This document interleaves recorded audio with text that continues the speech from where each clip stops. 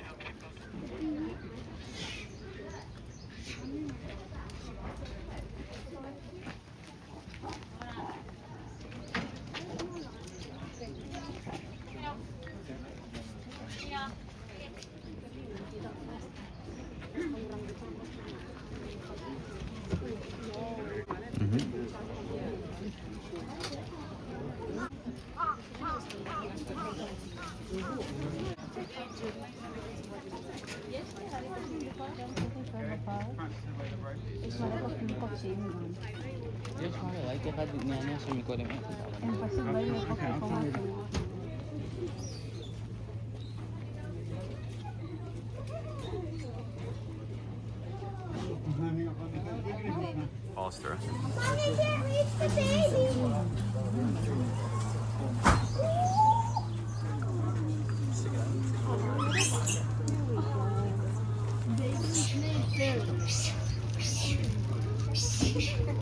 baby. The baby's oh, did you? That's fine. You can picture of you.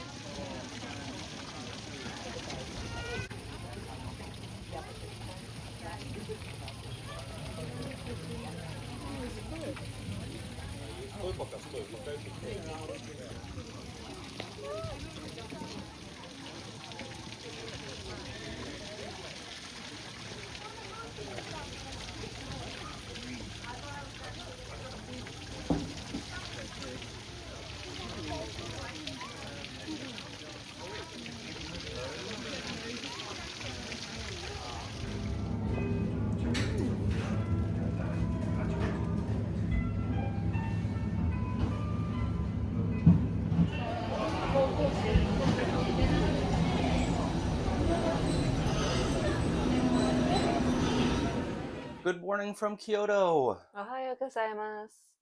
We have another breakfast of champions for you. We've been basic bitches and going back to McDonald's. However, we still are getting interesting things. What even are these? I forget. It's some kind of chicken tartar sauce, but Japanese style. So we got to experience our first bullet train yesterday. That was pretty great. That was really interesting. And it's almost like an airplane. And the bullet trains in Japan go about 150 to 200 miles an hour. Although the line we were on was probably closer to about 150, 160. But it was still pretty wild. Never been on a train going anywhere close to that fast. And the seats are nice as well, and they kind of feel like plane seats, but maybe a little more comfortable even. Yeah, I'd say so. And you have a lot of foot room. Better than a plane in that respect too. Yeah, you can stretch out a little bit, which is really nice. At least we're sitting at a table this time and not just in the midst of the bed getting sauce everywhere. This also doesn't feel as drippy. Oop. It's hard to pinpoint the flavor. It's Asian. Like umami? I guess, but there's something, I don't know if there's like soy sauce mixed in to the sauce. It said it was like a tartar sauce, even though it's a chicken sandwich, not a fish sandwich, but I think I like the last thing better. The teritama muffin. But this is still good. This is less messy. Yeah, it is a lot easier to eat. I say that as I sauce all over my face. But the integrity of the sandwich is maintained. It's not slipping and sliding all around. Trying to eat a little neater after seeing the footage of me with the teritama was very messy. It's impossible to eat that sandwich clean, Mhm. physically. We uh, bought the world's worst wheelchair Off of Japanese Amazon. off of Japanese Amazon because of my knee, just to have some, take some pressure off of it, and especially like on longer travel days. Looking into rentals, it seemed very complicated and expensive. So we found a cheap wheelchair, and it was cheap for a reason. It didn't even last a day. It was pretty comical how quickly it fell apart. Yeah, we started using it yesterday morning when we were still in Asakusa.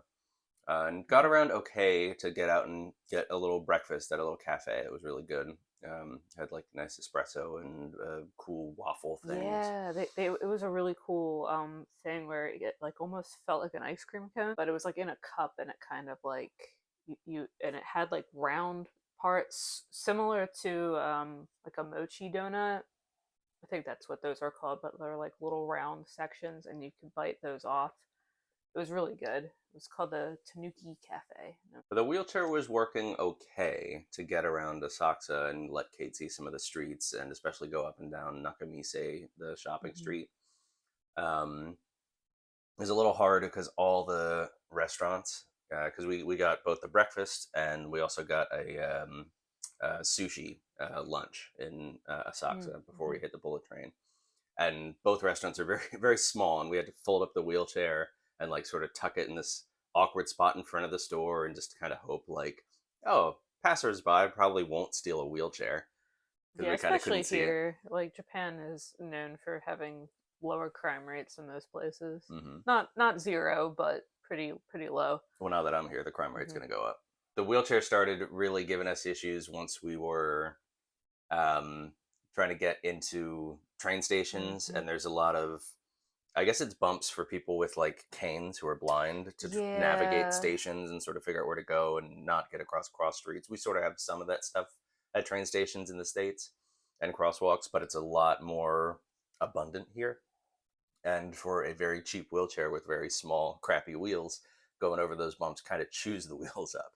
So Hmm. by the time we got off the Ginza line to get to the Tokyo station where we got the bullet train to go to Kyoto, the left wheel of the wheelchair just kind of came off. Yeah. Or the The tire, I guess. The tire. tire Yeah. came off of the wheel well. Yeah. So I had to stand outside of an elevator in the middle of downtown Tokyo while there's like businessmen shuffling around, and Kate hobbles to her feet, and I'm just trying to shove this wheel back on.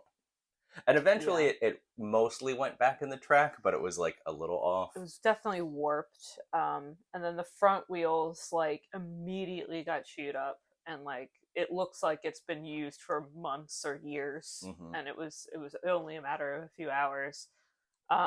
The curb cutouts too in Japan are not uh flat. Like they're like lower than like a regular curb, but it's Yeah. it's very difficult to Some get. some of them were completely fine, but as soon as there was like a half an inch or more of a lip, the shitty little wheelchair just would not go up that limp or lip. Blah, blah, blah. Mm. And I would basically have to drive my knee into Kate's back to like shove one side up and then Hmm. shove the other side up, and the whole rickety wheelchair feels like it's gonna fall apart in my Yeah, hands. yeah, and I'm like sitting in it. I'm like it's like bumping and stuff, and I'm like, this feels like it's gonna fall apart any second.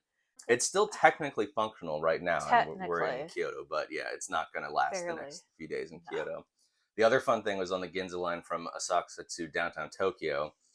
Was probably the most packed train we've experienced Hmm. yet, and of course, Kate was in the wheelchair.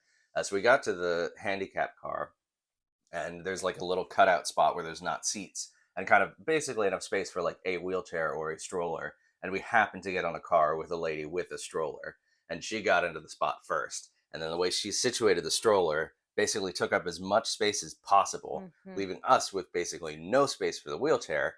So we kind of just shoved Kate like next to the door, kind of blocking the door, which kind of sucked, but I didn't know what else to do. And then as more people packed in, I kind of got shoved further and further away Yeah. from Kate in the wheelchair. So she's just in no man's land by the door, obstructing everyone. Can't move. The stroller lady has to get up before us, so she has to go around Kate while there's other people trying to get out. There's people trying to come in. I couldn't do anything because I was just packed in like 5 people deep. Yeah. So I couldn't do anything. yeah, Yeah, that was a little rough. it was a hot mess, but Yeah. we survived. Kate also last night got to explore her nudist tendencies. You want to Oh talk about that yeah, a little bit? yeah, yeah. So the hotel we're at now has an onsen, which is a Japanese hot spring on the premises, and that was something I was excited to do, and it's like one of the quintessential things to do in Japan is the hot springs.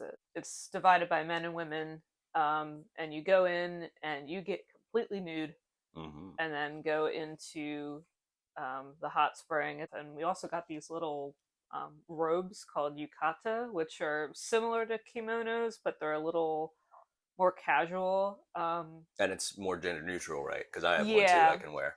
yeah, they're not as they're not as like distinct looking Mm-hmm. as some of the So kimonos. it's almost like a cross between a kimono and a bathrobe. It's just hard to tie the sash, which is called an You obi. just struggle with tying knots in Yeah, general. yeah. So, but it's very comfortable.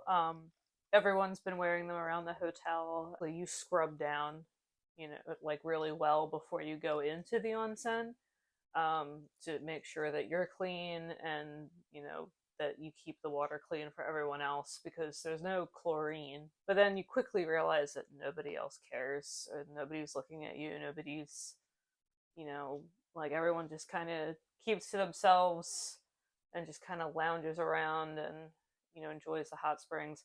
Water is very hot. There's like ledges and places where you can like kind of get out of the water, cool down a little bit, and then go back in. And the one that I was in yesterday is open air, which was really cool. And it like looks out into the city and the mountains, and it was really really nice. I do Mhm. have a question for you. Yeah. Being surrounded by all the wet, naked women, were you tempted to explore lesbianism for the first time? No. I'm wondering if I will have a different experience with all the naked men. I'll have to report back. Hmm. I'm glad I'm not well endowed. No one's gonna get an eyeful and think I want that. It'll be a different pool today if I go today, because they Because they swap. swap male and Yeah. female, so Yeah. each gender can get access to the Hmm. open air one, Yeah. whereas the other one is lame. Inside. Yeah. Yeah. Well, Hmm. they try to make it pretty, but it doesn't have the open air. But I'm gonna do the onsen tonight. I will have to cover up my various tattoos with skin covers, basically stickers that are skin colored covers for the tattoos. And technically, on the little pamphlet they give you, it says no tattoos allowed. It must be completely covered. But when we were checking in, we were talking to the guy at the front desk, and I was asking him about it, and he was like, "Oh, just cover like 60% of them." Mm. So I don't know. I bought some. I finally got some covers. I think I was talking in the other video that I couldn't find them. I finally tracked someone down in Don Quixote who was able to find them for me. So I have 2 packs. So hopefully that'll be enough to cover about 60%. I'm not sure if there's going to be a guy measuring with calipers. It'll be like, oh, well, 59% of your tattoos are covered. Get out of here. I highly doubt that. I mean, if there's a guy in the onsen with calipers, I'm going to be worried about him measuring something else, if you know what I Mm. mean. I don't think we have anything to measure. Well, it's the front desk. God. Excuse me, I need to measure my wife's bust. Do you have a tape measure? Preferably in imperial units. Mm. Freedom units, as we call them. God.